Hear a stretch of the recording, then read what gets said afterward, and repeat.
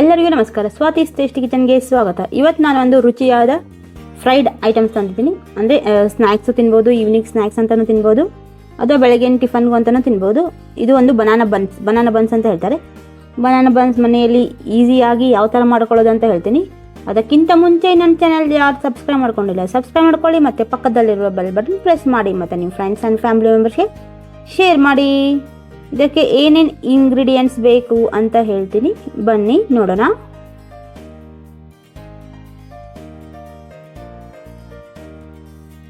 ನಾನಿಲ್ಲಿ ಅರ್ಧ kg ಅಷ್ಟು ಗೋಧಿ ಹಿಟ್ಟು ತೊಗೊಂಡಿರೋದು.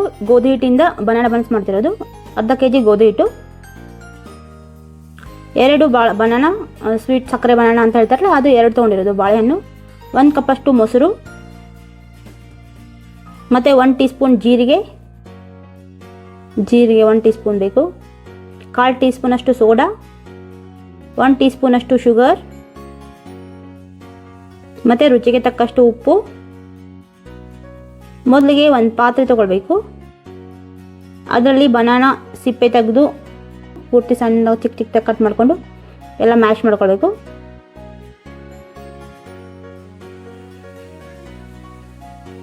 ಬನಾನಾ ಸಿಪ್ಪೆ ತೆಗೆದು ಬನಾನಾ ಮ್ಯಾಶ್ ಮಾಡ್ಕೊಳ್ಬೇಕು.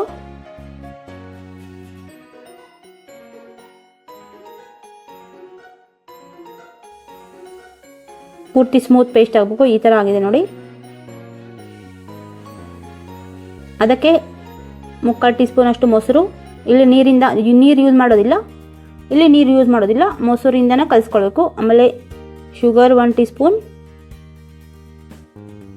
ಉಪ್ಪು 1 ಟೀ ಸ್ಪೂನ್, ರುಚಿಗೆ ತಕ್ಕಷ್ಟು ಉಪ್ಪು, ಮತ್ತು ಜೀರಿಗೆ 1 ಟೀ ಸ್ಪೂನ್, ಮತ್ತು 1/4 ಟೀ ಸ್ಪೂನ್ ಅಷ್ಟು ಸೋಡಾ. ಫಸ್ಟು ಇದು ಐಟಮ್ಸ್ ಎಲ್ಲ ಚೆನ್ನಾಗಿ ಕಲಿಸ್ಕೊಳ್ಬೇಕು. ಇದೆಲ್ಲ ಇವಾಗ ಏನು ತೊಗೊಂಡಿದ್ದೀವಲ್ಲ ಇದೆಲ್ಲನೂ ಹಾಕಿ ಚೆನ್ನಾಗಿ ಹಾಗೆ ಮಿಕ್ಸ್ ಮಾಡ್ಕೊಳ್ಬೇಕು. ಇದರಲ್ಲಿ ಗೋಧಿ ಹಿಟ್ಟು ಎಷ್ಟು ಹಿಡಿಸುತ್ತಲ್ಲ ಅಷ್ಟು ಹಾಕಿ ಕಲಿಸ್ಕೊಳ್ಬೇಕು. ಫಸ್ಟ್ ಸ್ವಲ್ಪ ಸ್ವಲ್ಪ ಹಾಕಿ ನೋಡಬೇಕು. ಆಮೇಲೆ ಎಷ್ಟು ಹಿಡಿಸುತ್ತೆ, ಎಷ್ಟು ಬೇಕಾಗತ್ತೆ, ಇದರಲ್ಲಿ ಗೋಧಿ ಹಿಟ್ಟು ಎಷ್ಟು ಬೇಕಾಗತ್ತಲ್ಲ ಅಷ್ಟು ಮಾತ್ರ ಹಾಕೋಬೇಕು. ನಾನು ಅರ್ಧ kg ಅಷ್ಟು ತೊಗೊಂಡಿದ್ದು, ಅದರಲ್ಲಿ ಸ್ವಲ್ಪ ಒಂದು 100 ಗ್ರಾಮ್ ಅಷ್ಟೇ ಉಳಿದಿರೋದು. ನೋಡಿ, ಫಸ್ಟ್ ಈ ಥರ ಕಲಿಸ್ಕೊಂಡು ಆಮೇಲೆ ಕೈಯಿಂದ ಚೆನ್ನಾಗಿ ಕಲಿಸ್ಕೊಳ್ಬೇಕು. ಇದು ಆಲ್ಮೋಸ್ಟ್ ಚಪಾತಿ ಹಿಟ್ಟಿನ ಹದಕ್ಕಿರಬೇಕು, ನೀರು ಹಾಕೊಳ್ಬಾರ್ದು.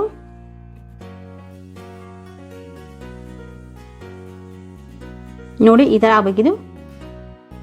ಅದಕ್ಕೆ 1 ಟೇಬಲ್ ಸ್ಪೂನ್ ಅಷ್ಟು ಆಯಿಲ್ ಹಾಕ್ಕೊಂಡು ಕಲಿಸ್ಕೊಳ್ಬೇಕು.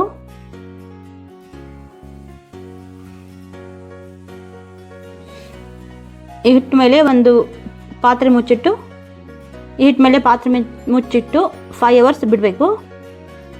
5 to 6 ಅವರ್ಸ್ ಬಿಡಬೇಕು ಅದು. ಇವಾಗ ನೋಡಿ 5 to 6 ಅವರ್ಸ್ ಆಗಿದೆ.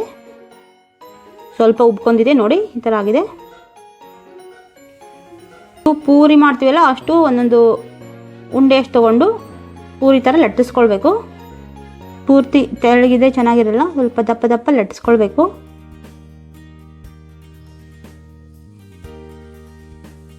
ನೋಡಿ, ಇಲ್ಲಿ ನಾನು ಉಂಡೆ ಮಾಡಿಕೊಂಡು ಇಟ್ಕೊಳ್ತಿರೋದು.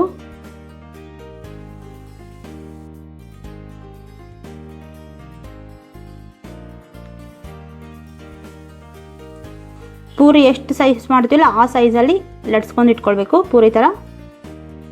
ನೋಡಿ, ಇದು ಸ್ವಲ್ಪ ದಪ್ಪ ಇರಬೇಕು, ಚೆನ್ನಾಗಿ ಉಬ್ಕೊಂಡು ಬರುತ್ತೆ. ಇದು ಲಟ್ಸ್ಕೊಳ್ಳೋ ಅಷ್ಟರಲ್ಲಿ ಅಲ್ಲಿ ಆಯಿಲು ಬಿಸಿ ಮಾಡೋಕ್ಕಿರಬೇಕು. ಫ್ರೈಡ್ ಐಟಮ್ಸ್ ಅಂದರೆ ಯಾರಿಗೂ ಇಷ್ಟ ಇಲ್ಲ, ಚಿಕ್ಕ ಮಕ್ಕಳಿಂದ ದೊಡ್ಡವರಿಗೂ ಎಲ್ಲರಿಗೂ ಇಷ್ಟ. ಇದರಲ್ಲೇ ಬನಾನಾ ಇರುತ್ತೆ ಅಂದರೆ ಇನ್ನೂ ಹೆಲ್ದಿ ಇರುತ್ತೆ.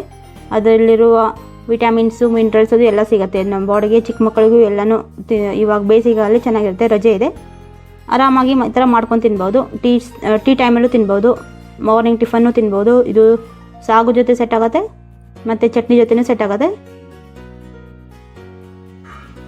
ವೆಜಿಟೇಬಲ್ ಸಾಗು ಅಥವಾ ಪೊಟೆಟೊ ಸಾಗು ಮಾಡಿರ್ತದಲ್ಲ ಅದ್ರ ಜೊತೆ ಸೆಟ್ ಆಗುತ್ತೆ. ಇವಾಗ ಇಲ್ಲಿ ಒಂದು ಪಾತ್ರೆಯಲ್ಲಿ ಆಯಿಲ್ ಹಾಕ್ಕೊಂಡು ಬಿಸಿ ಮಾಡಿ ಇಟ್ಕೊಳ್ಬೇಕು. ಆಯಿಲ್ ಬಿಸಿ ಆಗ್ತಾ ಇದ್ದಂಗೆ ಅದರಲ್ಲಿ ನಾವೇನು ಲಟ್ಸಿಟ್ಟಿರ್ಕೊಂಡಿರ್ತೀವಲ್ಲ ಬನಾನಾ ಬನ್ಸ್ ಅದು ಹಾಕ್ಕೊಳ್ಬೇಕು. ನೋಡಿ, ಈ ಥರ ಅದ್ರ ಮೇಲೆ ಆಯಿಲ್ ಹಾಕಿದರೆ ಚೆನ್ನಾಗಿ ಉಬ್ಕೊಂಡು ಬರುತ್ತೆ.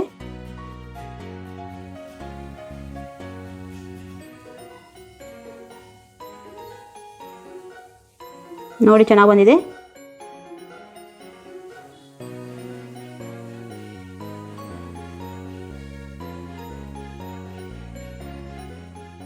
ನೋಡಿ ಇನ್ನೊಂದು ಹಾಕೊಂಡು ತೋರಿಸ್ತೀನಿ.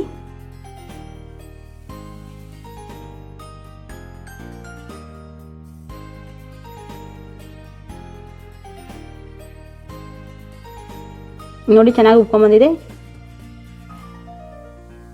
ರುಚಿಕರ ಬನಾನಾ ಬನ್ಸ್ ರೆಡಿ. ಮತ್ತೆ ಆಗ್ತಾಳೆ ನನ್ನ ಚಾನಲ್ ಯಾರು ಸಬ್ಸ್ಕ್ರೈಬ್ ಮಾಡ್ಕೊಳ್ಳಿ, ಮತ್ತು ಪಕ್ಕದಲ್ಲಿರೋ ಬೆಲ್ ಬಟನ್ ಪ್ರೆಸ್ ಮಾಡಿ. ನಿಮ್ಮ ಫ್ರೆಂಡ್ಸ್ ಆ್ಯಂಡ್ ಫ್ಯಾಮಿಲಿ ಮೆಂಬರ್ಸ್ಗೆ ಶೇರ್ ಮಾಡಿ.